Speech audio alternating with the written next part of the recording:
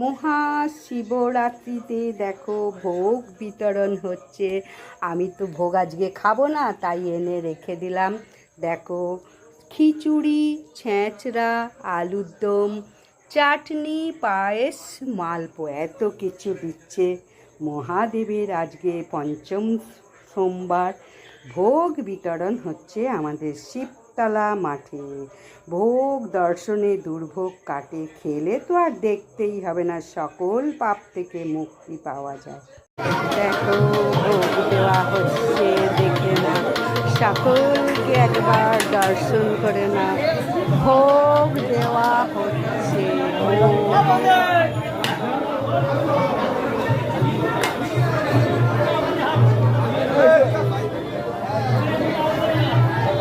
ভোগ খাওয়া হচ্ছে এখানে, দেখে নাও। মহাদেবের মন্দিরে পূজা পাঠ হওয়ার পরে সকলকে ভোগ খাওয়ানো হচ্ছে।